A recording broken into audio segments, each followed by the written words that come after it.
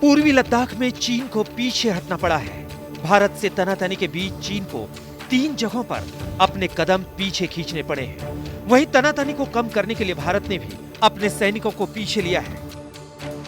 चीन की सेना पूर्वी लद्दाख में गलवान घाटी, पेट्रोलिंग पॉइंट 15 और हॉट स्प्रिंग में 2 से 2.5 किलोमीटर तक पीछे हटी है। लद्दाख में चल रहे सैन्य विवाद के बीच 6 जून को मोल्डो में भारत और चीनी सेनाओं के बीच हुई बातचीत से कुछ अच्छे संकेत आने शुरू हो गए हैं। गलवान नाला के पेट्रोलिंग पॉइंट 14, 15 और हॉट स्प्रिंग के पेट्रोलिंग पॉइंट 17 में चीनी सेना की कुछ टुकड़ियां 2 किलोमीटर पीछे हटी हैं, जबकि भारत ने भी अपनी कुछ टुकड़ियों को पीछे किया है। माना जा रहा है भारत के बढ़ते सैन्य और राजनयिक दबाव के बीच चीन ने ऐसा किया है, लेकिन भारत अपनी सैन्य तैयारियों में कोई कोर कसर नहीं छोड़ना चाहता। पूर्वी लद्दाख में चीन और भारत दोनों तनातनी कम करने के लिए बातचीत कर रहे हैं। इस दौरान अलग अलग इलाकों में जहां दोनों सेनाएं आमने सामने थी, वहां से वो अब पीछे हट रही हैं। 1962 के बाद कोई डिप्लॉयमेंट की जरूरत नहीं हुई, कभी वहाँ पे कोई प्रॉब्लम्स नहीं हुआ।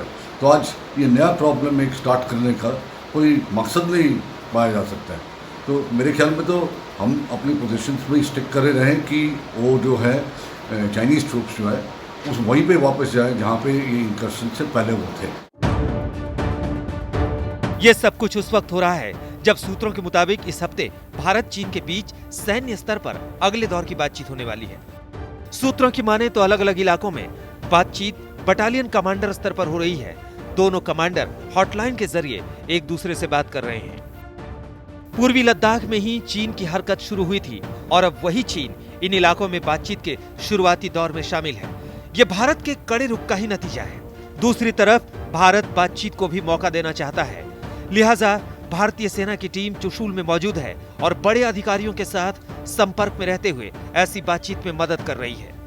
सूत्रों की माने तो यही टीम चीन से अगले दौर की बातचीत करेगी। ये बातचीत अगले कुछ दिनों में हो सकती है। चुशूल में सेना के कमांडरों के बीच कई बैठकें होने वाली हैं। डिफेंस मिनिस्टर का भी स्टेटमेंट है, मिलिट्री लेवल्स पे मीटिंग होती रहेगी और ये मीटिंग्स जरूरी भी है क्योंकि वो पुराने पोजीशंस पे कंप्लीटली नहीं गए हैं। तो ऑब्वियसली पेट्रोल्स भी जाएंगे, पेट्रोल क्लैशेस भी हो सकता है और सिचुएशन अगर मीटिंग्स ना हो तो और भी खराब हो सकता है। इससे पहले चीन के हिस्से में मोल्दो में भारत चीन के बीच कमांडर स्तर पर बातचीत हुई थी। इस बातचीत को लेकर रक्षा मंत्री राजनाथ सिंह को ब्रीफ किया जा चुका है। इस ब्रीफिंग के लिए तीनों सेनाओं के प्रमुख और सीडीएस बिपिन रावत की रक्षा मंत्री के साथ बैठक हुई थी। रक्षा मंत्री को बताया गया था कि चीन ने नियंत्रण रेखा पर 5000 से ज्यादा सैनिकों को इकट्ठा कर लिया है। वहीं उसने सैन्य साजो सामान भी जुटा लिया है।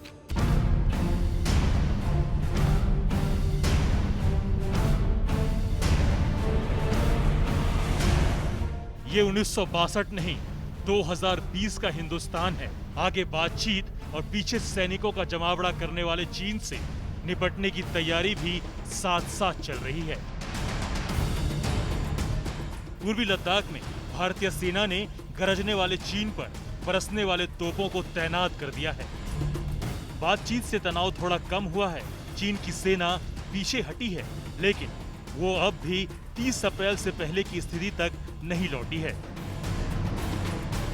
वहीं पेंगोंग सो में फिंगर 4 पर उसके सैनिक अब भी तैनात हैं। ऐसे में भारत ने नियंत्रण रेखा पर कई अहम ठिकानों पर सेना की तैनाती बढ़ा दी है। जानकारों के मुताबिक चीन की चाल से भारत को हमेशा सतर्क रहना चाहिए। हम शतरंज खेलते हैं, चीन वेशी खेलता है और वो जो गेम है वो स्ट्रैटेजिक एनसर्कलमेंट है, शतरंज नहीं है। हमेशा हिंदुस्तान ने यकीन करना चाहिए कि हमें सतर्क रहना है and there should be no complacency. Bharat और चीन के सैनिकों के बीच पहला टकराव सिक्किम के नाकुला में हुआ था। इसके बाद लद्दाख में एलएसी पर कई हिस्सों में झड़पें शुरू हो गई। इससे पता चलता है कि ये चीन का सोचा समझा प्लान था ताकि एलएसी पर भारतीय हिस्से की जमीन को हड़पा जा सके। इस प्लान को देखते हुए आर्मी और एयरफोर्स ने तुरंत अतिरिक्त सैनिकों की तैनाती कर दी। लद्दाख के चुमार और डेप्सांग उत्तराखंड के बाराहोती और उत्तरी सिक्किम और अरुणाचल प्रदेश के कई इलाकों में सैनिकों और हथियारों की संख्या बढ़ाई गई है। भारत ने अपनी तोपें, बख्तरबंद गाड़ियां और सैन्य साजो सामान को एलएसी पर तैनात कर दिया ताकि दुश्मन की तरफ से कोई भी हरकत हो तो भारत उसका करारा जवाब दे सके। बातचीत के बीच भी पूर्वी लद्दाख में चीन की सीमा के भीतर हेलीकॉप्टर उड़ान भर रहे हैं। माना जा रहा है कि ये हेलीकॉप्टर चीनी सैनिकों की जरूरत का सामान जुटा रहे हैं। ऐसी हरकतों से निपटने के लिए ही भारत ने सुखोई 30, MKI और मिराज 2000 फाइटर जेट्स तैयार रखे हैं।